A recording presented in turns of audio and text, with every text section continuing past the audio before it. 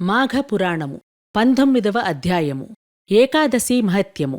సంవత్సరంలో వచ్చు 12 మాసములలోనూ మాఘమాసం అతి ప్రశస్తమైనది. అటువంటి మాఘమాసములో నదిలోగాని నదిలేని చోట తటాకమునందుగాని తటాకము కూడా అందుబాటులో లేని ఎడల నూతి దగ్గరగాని స్నానము చేసినంత మాత్రముననే మానవుడు తాను చేసిన పాపములన్నీయూ హరించిపోవును. పూర్వము అనంతుడను విప్రపుంగవుడు యమునానదీ తీరమునందున్న అగ్రహారంలో నివసించుచుండెను. అతని పూర్వీకులందరూ గొప్ప జ్ఞానవంతులు, తపశ్శాలురు, దానధర్మములు చేసి కీర్తి పొందియున్నారు. అతడు చిన్నతనం నుండి గడసరి పెంకివాడు అయినను తల్లిదండ్రుల భయభక్తుల వలన కొంతవరకు మాత్రమే విద్య నేర్చుకొనెను.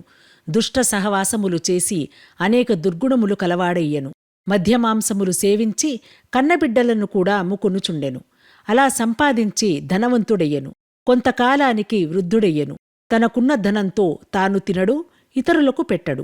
ఒకనాటి రాత్రి పరుండుబోవునిప్పుడు ఇట్లు ఆలోచించెను. అయ్యో, నేనెంతటి పాపాత్ముడనైతిని!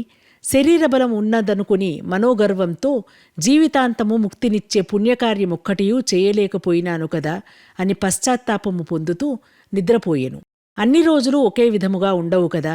ఆనాటి రాత్రి కొందరు చోరులు అనంతుని ఇంటిలో ప్రవేశించి ధనం బంగారము ఎత్తుకుని పోయిరి.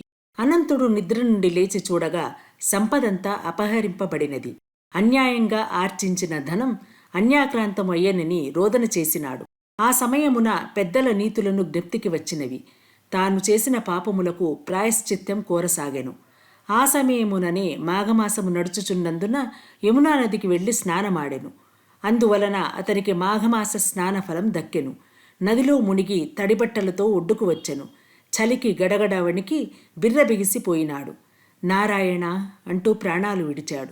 ఆ ఒక్క దినమైనను నదిలో స్నానము చేయుట వలన తాను చేసియున్న పాపములన్నీ నశించిపోయి వైకుంఠవాసుడయ్యెను అని వశిష్ఠుడు తెలియజేసెను. విన్నారుగా?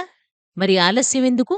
ఇప్పుడే మా సనాతన నిధి ఉచిత మొబైల్ అప్లికేషన్ను ప్లేస్టోర్ నుండి డౌన్లోడ్ చేసుకుని ఫ్రీ రిజిస్ట్రేషన్ చేసుకుని మేము నిర్వహిస్తున్న రోజువారీ క్విజ్లో పాల్గొని బహుమతులు గెలుచుకోండి.